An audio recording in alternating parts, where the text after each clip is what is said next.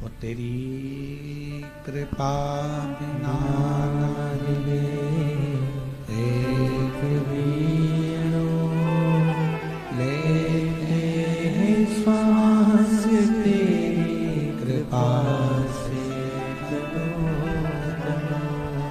बखान क्या करूं मैं राखों के ढेर का चपटी भभूत में खजाना कुबेरा हे गंगधार मुक्ति द्वार ओमकार तू बोले ओमकार तू आयो शक्ति हरि शंभु तार तार तू। ये भगवान देवाधिदेव महादेव की बड़ी करुणा है, कृपा है, जो संतों का भी सानिध्य इस पवित्र कथा में आप और हमको प्राप्त हो रहा है। श्री स्वामी ब्रह्मानंद जी श्री दत्त गिरनार मठ भुसावल से एक बार जोरदार ताली बजाकर उनका स्वागत करना।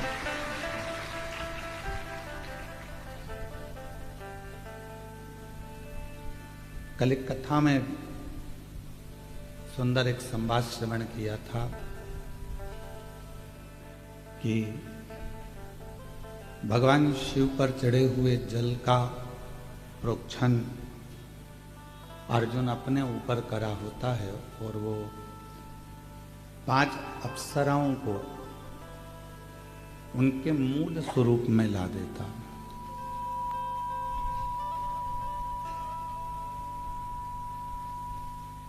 शिव महापुराण की कथा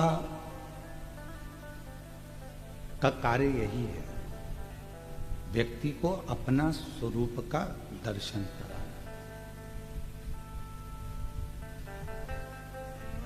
हम यहां वहां जो भटक रहे हैं, इन भटकन से छुटकारा पाकर परमात्मा की शरणागति तक पहुंचे, भगवान के चरणारविंद तक पहुंचे। प्रार्थना और प्रयास,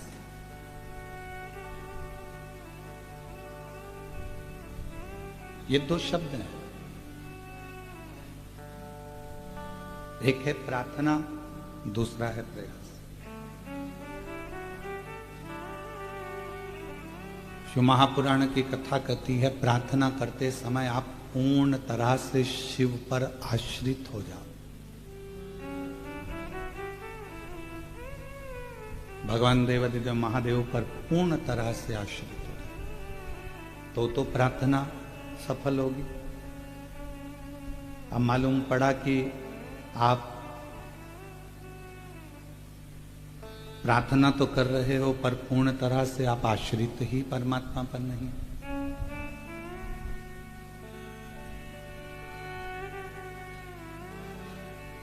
यश देना उसका काम है, अपयश देना उसका काम। सब कुछ वो करे, यश भी वही देगा, अपयश भी वही देगा, बस आप उस पर आश्रित कितने हो। प्रार्थना और प्रयास ये 2 शब्द हैं, पर इन 2 शब्दों को अगर देखा जाए तो दोनों में एक एक विचित्रता। प्रार्थना में आप परमात्मा पर पूर्ण आश्रित हो जाओ तो प्रार्थना सफल हो गई, और प्रयास में आप अपने ऊपर पूर्ण आश्रित हो जाओ तो प्रयास भी सफल हो जाए। प्रार्थना कब सफल है? जब हम अपने इष्ट पर, अपने शिव पर पूर्ण आश्रित हो जाए। कल बहन जी ने वो पत्र में लिखा कि मैं अपनी रिश्तेदार के यहाँ गई हुई थी और वहाँ टीवी चल रही थी। उसने कहा कि 10 मिनट में कथा सुन लूं, इसके बाद अपन बात करते हैं। और उसका मन कथा में लगा वो 10 मिनट की कथा में उसने पत्र सुन लिया कि 23 साल बाद किसी के घर में औलाद हुई। तो उसके मन में विश्वास जाग गया कि मुझे 20 साल हुए भैया, तो मतलब मेरे यहां हो सकती है। अब उसने करा क्या? वचन पर विश्वास करा, शिव पर आश्रित हो गई, शंकर पर पूर्ण आश्रित। जब एक लोटे जल से 23 साल बाद औलाद दे सकता है, तो एक लोटे जल से 20 साल बाद भी औलाद दे सकता है।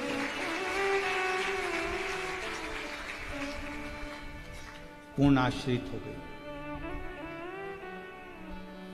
अब जब आप आश्रित हो ही गए हो तो फिर तो उसको देना ही पड़ेगा। कुर्सी पर बच्चा चढ़ गया। बच्चा कब कूदता है? जब उसकी मम्मी बैठी रहती। बच्चा कब कूदता है? जब उसके पिताजी बैठे होते हैं। क्यों? बच्चे को मालूम है कि मैं मेरे माँ बाप के आश्रित हूं, वो मुझे गोदी में ले लेंगे, गिरूंगा तो बचा लेंगे, संभाल लेंगे। आश्रितता का मतलब ही यही है कि आप परमात्मा पर कितने आश्रित हैं। आप मेरे देवाधिदेव महादेव पर, आप भगवान शंकर पर कितने आश्रित? मैंने तेरे ही भरोसे बाबा, तेरे ही भरोसे हवा बिच उड़ती जावांगी बाबा, डोर तो छड़ीना कटी जावांगी। भोले मैं तेरी पतक, शंभो मैं तेरी पतक, हवा बिच उड़ती जावांगी बाबा, डोर तो छड़ीना कटी जावांगी। प्रार्थना के समय पर परमात्मा पर पूर्ण आश्रित हो जाओ, और जब किसी चीज के लिए, किसी कार्य के लिए प्रयास करो, तब अपने आप पर आश्रित हो जाओ। खुद पर आश्रित हो।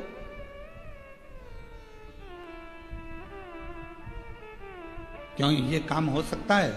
मैं अपने आप पर पूरा भरोसा करती हूं, मुझे अपने आप पर फुल कॉन्फिडेंस है कि मैं कर सकता हूं।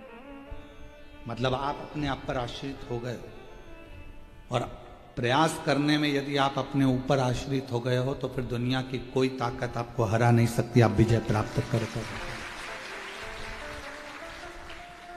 स्वयं पर आश्रित हो। प्रार्थना करो तब परमात्मा पर आश्रित हो जाओ, और प्रयास करो तब अपने आप पर आश्रित हो जाओ, फिर किसी दूसरे पर आश्रितता नहीं। पर हम प्रार्थना करते समय भी परमात्मा पर आश्रित नहीं होते, और प्रयास करते समय भी अपने आप पर आश्रित नहीं होते। हमको भय लगा रहता है, होगा नहीं होगा, करूं ना करूं, देखूं ना देखूं, ये भय हमारे भीतर है। मैं इतने दिनों से भगवान शंकर के मंदिर जा रही हूं, मैं इतने दिनों से दीप जला रही हूं, मैं इतने 4 बार पशुपति व्रत कर लिए। वो बहन पत्र में लिखी, मैंने 4 बार पशुपति व्रत कर लिए, 4 बार सफेद आंकड़े की जड़ बांध ली, 4 बार मैं सीहोर आ गई कुबरेश्वर धाम पर बाबा को प्रणाम करने के लिए।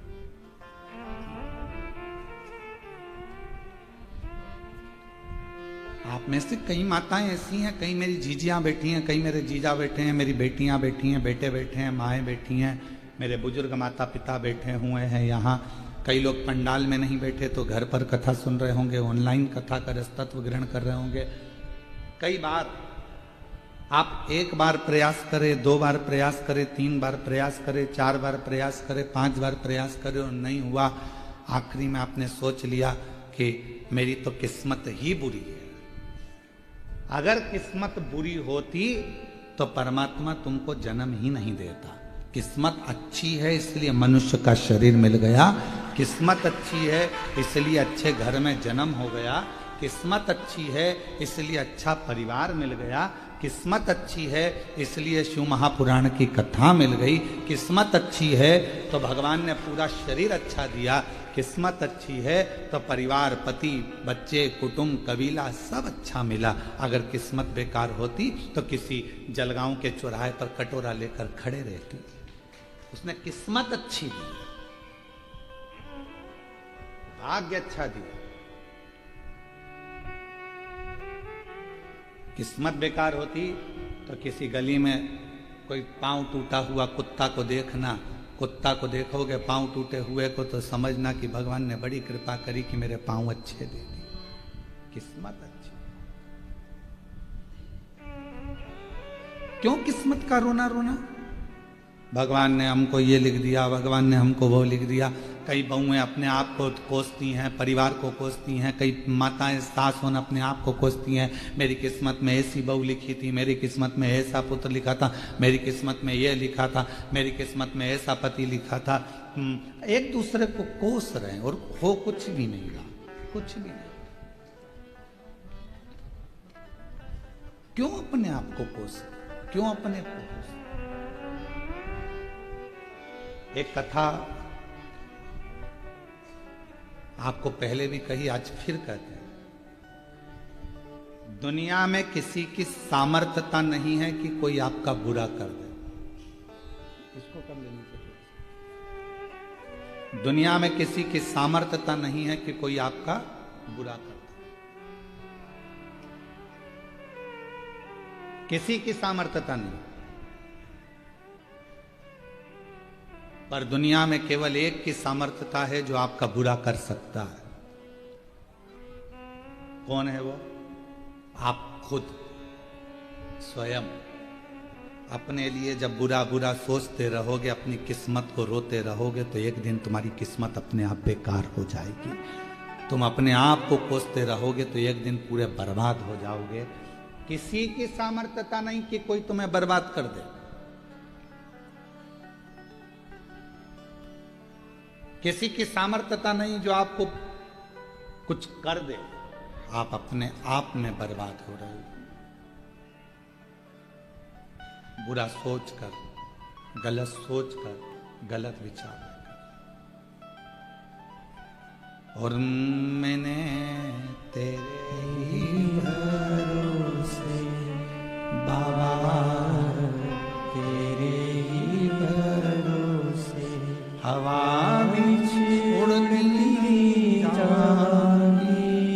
बाबा डोर तो छड़ी नाम कटती जाए। आप स्वयं अपनी किस्मत को प्रबल बनाओ। अपने आप को यह सोचिए कि मेरे बराबर दुनिया में कोई भाग्यशाली नहीं हो सकता, तो कितनी भी बेकार किस्मत होगी एक दिन तुमको भाग्यशाली बनाकर ही रहेगी। अपने पार्वती जी की सहेली ने पार्वती जी से कहा था,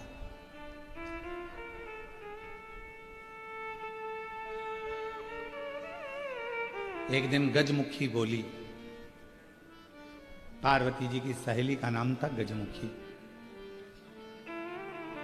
और गजमुखी ने एक दिन कहा पार्वती जी से कि पार्वती, शिवजी तो जटा बांधते हैं, भस्म रमाते हैं, मृगछाला पहनते हैं,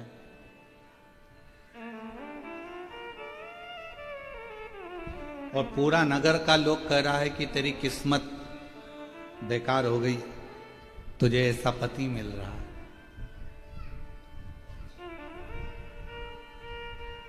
तेरी किस्मत बेकार हो गई पार्वती, तुझे ऐसा पति मिल रहा है। पार्वती जी ने हाथ जोड़कर गजमुखी से कहा कि तूने आज तो कह दिया कि मेरी किस्मत ऐसी हो गई, पर एक बात कहती हूं, शिव जी से विवाह करने के बाद जब मैं शंकर भगवान की अर्धांगिनी बन जाऊंगी, तब दुनिया की सारी स्त्रियां मेरे पति जैसा ही वर प्राप्त करने के लिए तप और साधना करें।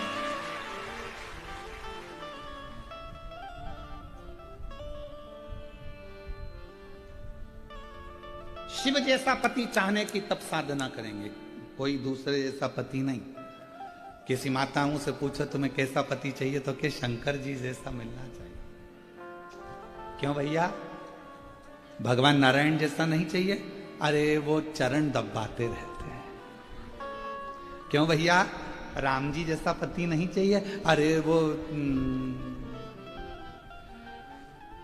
एक किसी के कहने पर कान में बात आई और अपनी धर्म पत्नी गर्भ से थी, उसको छोड़ दिया। क्यों भैया, कृष्ण जैसे 16,108। कैसा पति चाहिए? तो का शिव जैसा। क्यों शिव जैसा? क्यों? जरा सा पत्नी पर आंच आई और दक्ष प्रजापति की यज्ञशाला को विध्वंस कर दिया, जो अपनी पत्नी के लिए आ गया।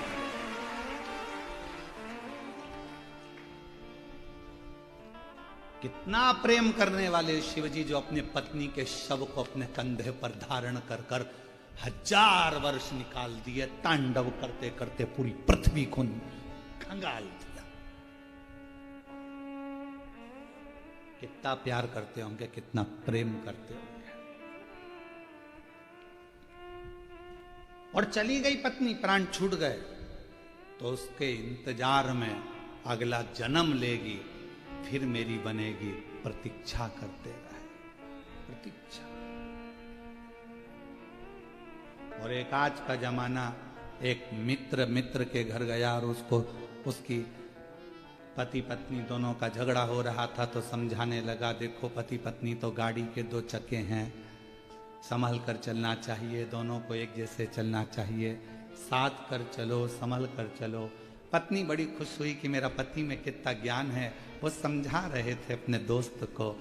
चलते चलते पत्नी ने कंधे पर हाथ रखकर एक प्रश्न किया, जी आप बहुत अच्छा समझा रहे थे, पर मेरे मन में एक प्रश्न अटक गया।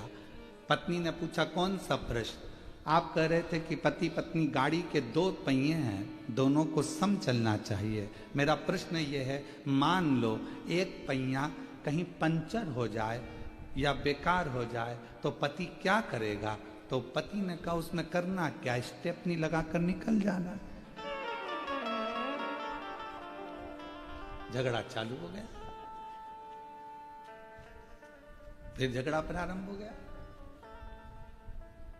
प्रत्येक पार्वती जी कह रही है, दुनिया की जितनी स्त्रियां हैं, दुनिया की जितनी माताएं हैं, वो मेरे पति जैसा पति मांगने का प्रयास करेंगे कि हमको शिव जैसा पति मिले। शिव जैसा पति मौन, शांत, कंठ पर विष भरा हुआ है, मस्तक पर चंद्रमा है, फिर भी अपशब्द मुख से निकलते नहीं, कभी आड़ाते नहीं, कभी आड़ाते नहीं। बल्कि पार्वती जी कहती हैं कि मैं क्रोध कर लेती हूं, पर मेरे पति क्रोध नहीं करते मुझ पर कभी। और एक दिन तो ऐसा हो गया कि मेरा क्रोध का इतना पारा बढ़ गया कि वो क्रोध मेरा जब समाप्त नहीं हो रहा था, मैं देख ही नहीं, पति जमीन पर लेटे हुए थे और मेरा चरण उन पर लगा गया। मैं भद्रकाली दक्षिणेश्वरी बन गई, कालका बन गई। मेरे क्रोध को उन्होंने संयमित कर दिया। मैं देख नहीं पाई, समझ नहीं पाई। मैंने उनके चरण पकड़ लिए कि मेरा पांव आपको लग गया, आपको बहुत गुस्सा आया होगा, क्रोध आया होगा। इतने में मेरे पति देव अधिदेव महादेव कहते हैं, पार्वती क्यों चिंता करती है, किस बात का क्रोध? तेरा क्रोध शांत हो गया ना, बस बहुत है। तू नम्र ले रहेगी, तू मिठास पूर्ण रहेगी पार्वती, तो ये सारा ब्रह्मांड अपने आप मिठास पूर्ण रहेगा। तू सहज हो जा, तू सहज। कितनी कृपा, कितनी करुणा, कितनी दया। कौन है जो अन्य देवता जैसा पति मांग रहा है? करवा चौथ का व्रत करते हो तो शिव जैसा पति चाहिए, तीज का व्रत चाहिए तो शिव जैसा पति चाहिए। भगवान ऐसी कृपा करना, शिव जैसा पति मिले।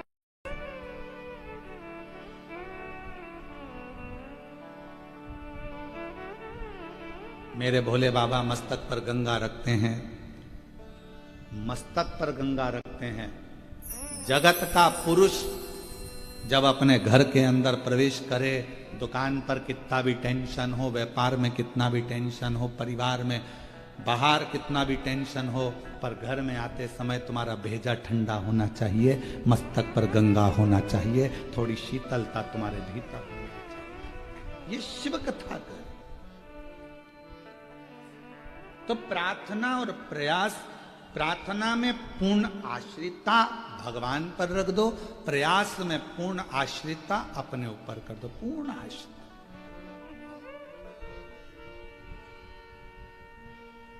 जब हमारे पूर्ण आश्रिता, वो कहते मेरे बाबा दया करना, मैं तेरे भरोसे हूँ। भोले बाबा दया करना, मैं तेरे भरोसे हूँ।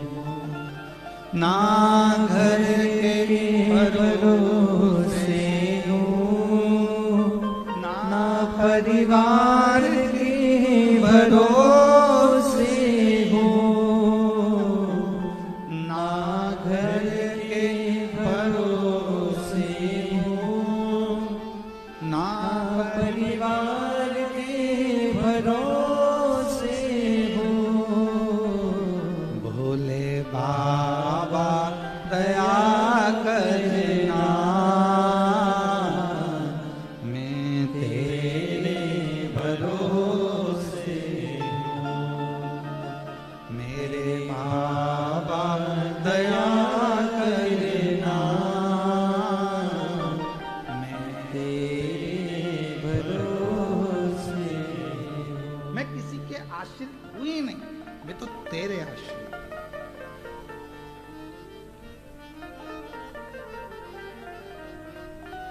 मैं किसी दूसरे पर आश्रितता मेरी है ही नहीं। शिव मंदिर जाते हो आप लोग, सब लोग जाते हो, एक लोटा जल चढ़ाते हो, ठीक है।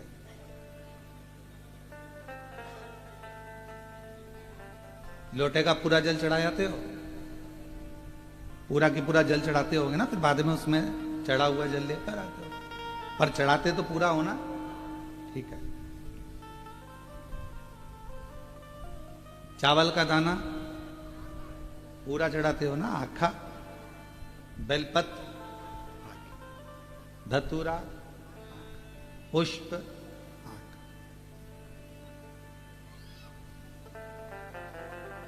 शिव जी की पूजन में जितनी भी सामग्री चढ़ी सब पूर्ण चढ़ी, सब पूर्ण। टूटा हुआ चावल भगवान पर नहीं चढ़ा, टूटी हुई बेलपत्र भगवान को नहीं दी, टूटा हुआ फल भगवान को नहीं दिया। भगवान को पूजन का सामान तो पूरा पूरा चाहिए, पर एक मनुष्य ऐसा है जो कभी पूर्ण रहता है तब भगवान के पास नहीं जाता, जब अंदर से पूरा टूट जाता है तब परमात्मा के करीब में जाता है। पूरा टूट गया,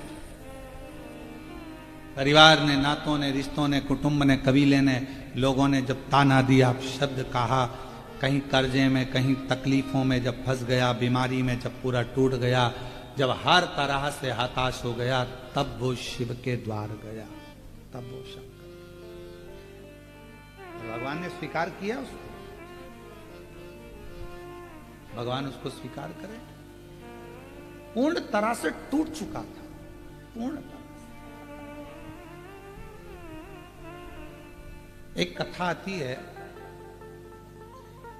सबसे पहला पशुपति व्रत किसने किया था? सबसे पहला पशुपति व्रत किसने किया? कौन करा? तो स्कंद पुराण में वर्णन आता है। स्कंद पुराण का अवंती का खंड पृष्ठ संख्या 700 वर्णन करता है। गीता प्रेस गोरखपुर।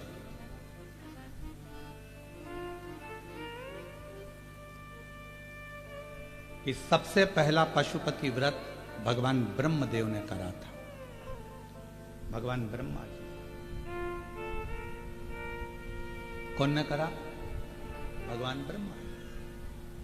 आप ये विचार ना करें कि आपने पशुपति व्रत प्रारंभ किया या आपने किया। ये व्रत तो पुराणों में, जैसे श्री शिवाय नमस्तुभ्यम मंत्र पुराणों में दबा हुआ था, शिव महापुराण ने उसको उजागर कर दिया। पाशुपत व्रत पुराणों में दबा हुआ था, शिव महापुराण ने उसको उजागर कर दिया। 3 चीजें थी। एक पाशुपत्य अस्त्र, पाशुपत्य योग और पाशुपत्य व्रत। तो अवंती का खंड स्कंद पुराण का वर्णन करता है, जब ब्रह्मदेव अपने ब्रह्मलोक में निवास कर रहे थे और ब्रह्मलोक में ब्रह्मा जी बैठे हुए हैं। आप लोगों को यह कथा स्मरण होना चाहिए, जिससे आप लोग बता सकें। कई लोग कहते हैं कि ये पशुपति व्रत तो प्रदीप मिश्रा जी का बनाया हुआ व्रत है।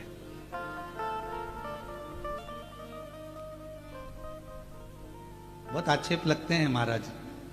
क्यों? क्योंकि लोग पढ़ नहीं पाते, उन चीजों को निकाल नहीं पाते।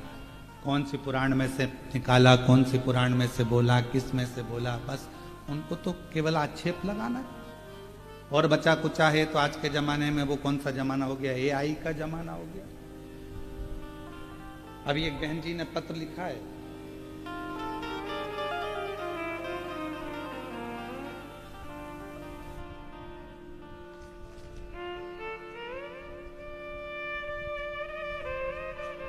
उन्होंने गलत नहीं लिखा, पत्र बहुत अच्छा लिखा।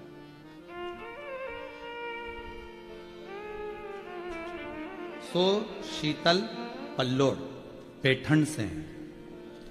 शीतल पल्लोड पैठण से प्रणाम आपको।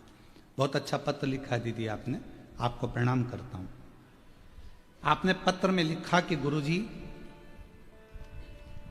आपके जितने उपाय हैं वो आप अपने YouTube चैनल से, आपके चैनल से वो डाला करो।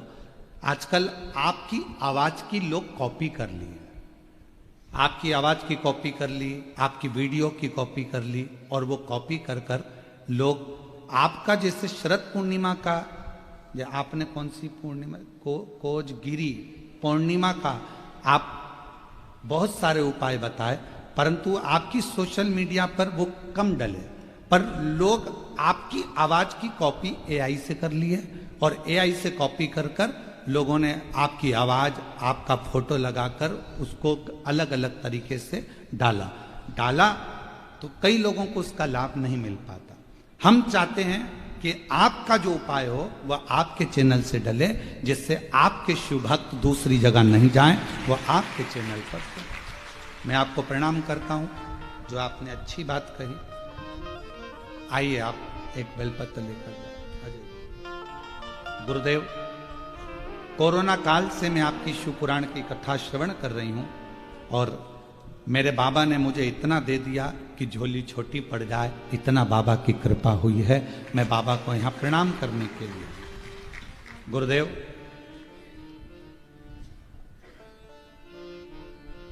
विश्वास नहीं था कि आपको इतने करीब से देख पाएंगे, कथा सुन पाएंगे, पर यजमान परिवार को धन्यवाद है, जिनके माध्यम से हमको इतने करीब में से दर्शन दिया, कथा सुन। मैं सो शीतल पल्लोड पैठण से हूं।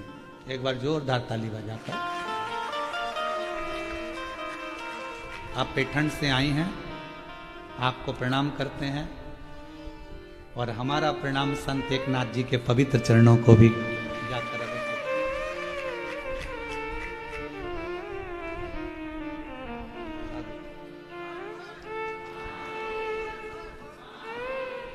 आप आए तो संत एकनाथ जी महाराज के पावन चरणारविंद को हमारी तरफ से दंडवत प्रणाम।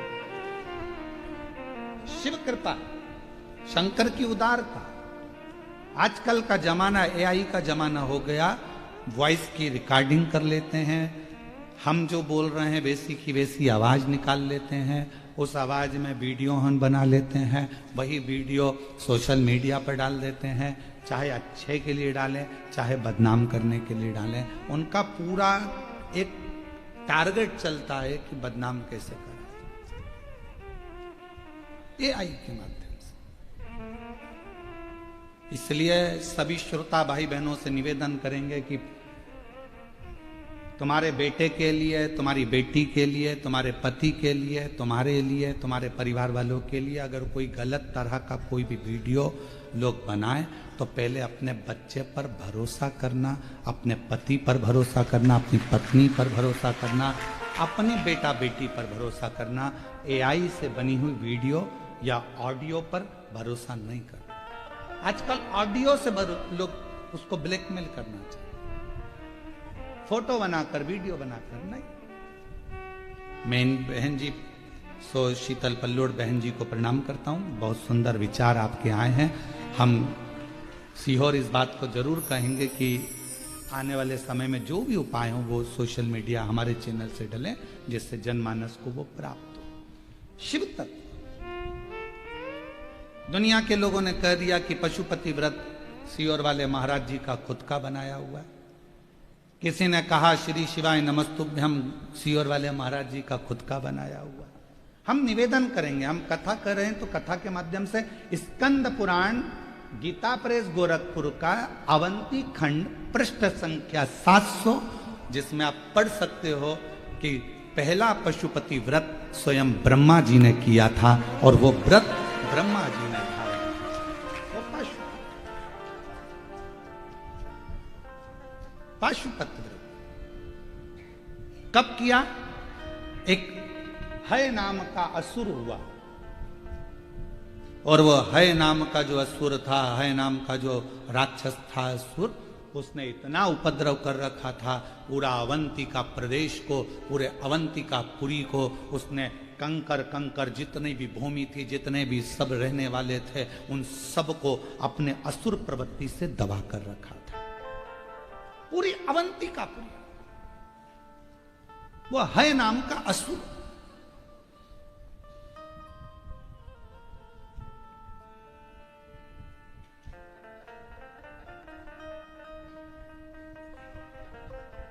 उस हय नाम के असुर के जितने गुप्तचर थे, किसी के सामने खड़े हो जाते थे तो उसकी मन की बात को पढ़ लेते थे, जान लेते थे। वो हय नाम का असुर इतना प्रबल था और उसके गुप्तचर, उसके दूत इतने प्रखर थे,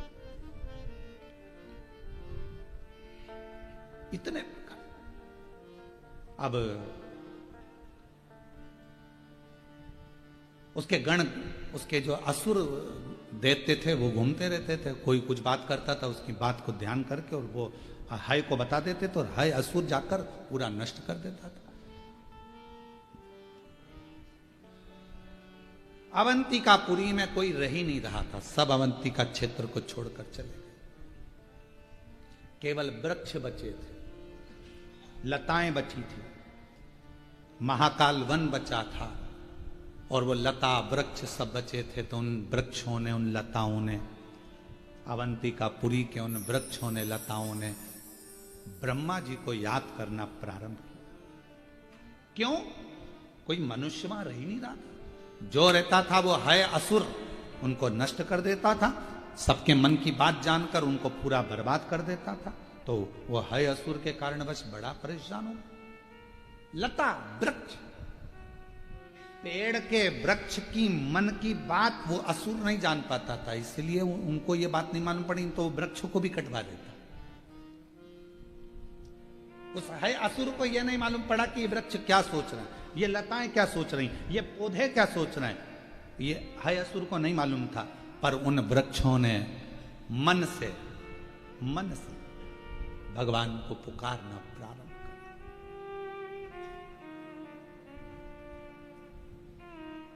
लोग कहते हैं क्या वृक्ष में प्राण होते हैं? शिव महापुराण की कथा कहती है 84 लाख योनियों में 20 लाख योनि वृक्ष और पौधों की है। वृक्ष पौधों की योनि।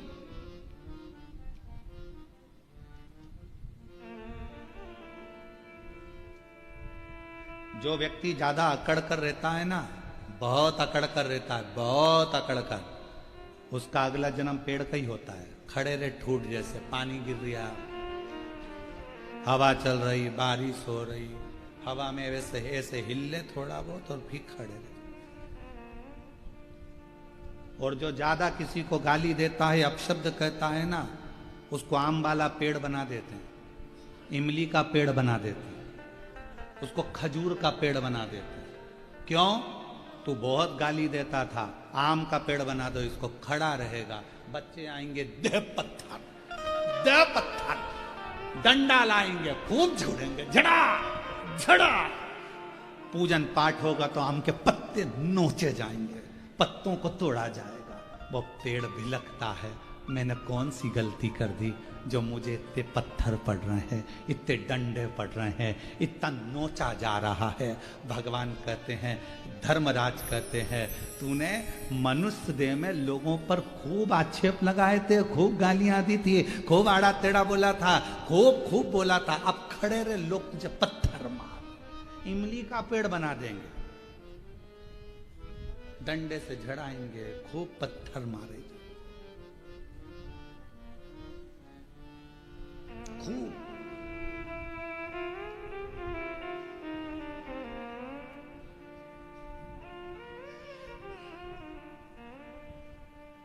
एक शमी का पौधा ऐसा होता है जो योनियों में, वृक्ष की योनि में अंतिम योनि पर लाकर रुक जाता है। कौन सा? शमी। इसलिए पंचदशमी पंच शनि पूजन की महत्वता होती है। क्यों कहा जाता है कि अगर कोई आपको ज्यादा परेशान कर रहा है, बहुत टेंशन दे रहा है, बहुत ज्यादा अगर वो इतना हताश हो गए कि आपने सोच लिया अब तो मर जाऊं तो अच्छा है, इसका नाम लिख जाऊं, ये सब चीज करने से अच्छा है 5 दशमी। दशमी जानते हो? 5 दशमी, कोई सी भी 5 दशमी आप चुन लीजिए, परंतु वो दशमी अमावस्या के पहले वाली नहीं होना चाहिए, वो पूर्णिमा के पहले वाली दशमी। 5 कोई सी भी दशमी पर शमी के वृक्ष के नीचे जाइए, घी का दीपक लगाइए, शुद्ध जल तांबे के पात्र में लेकर जाकर अर्पित करिए।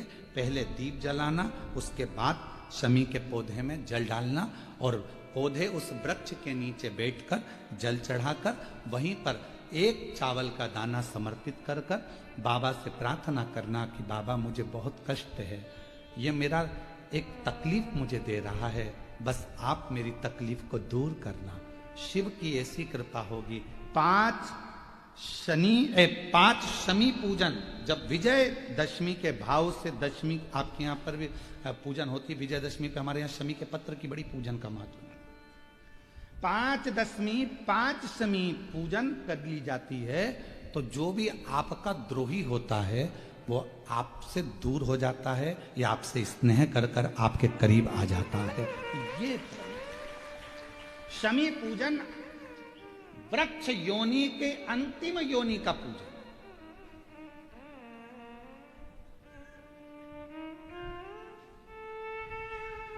सारे वृक्षों पर पत्थर पड़ जाते हैं, पर शमी के पौधे पर पत्थर किस लिए हम मारेंगे? कौन मारेगा? उसमें तो कांटे लगे रहते हैं, कौन मारेगा उसको? क्या कांटा झड़ाएगा पत्थर मार कर? नहीं।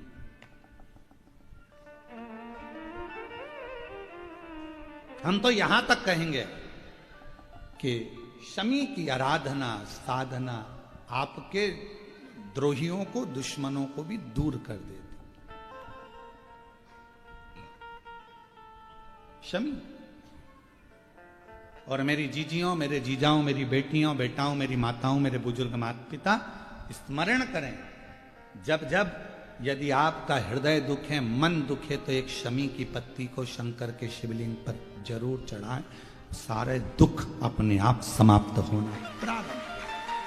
शमी का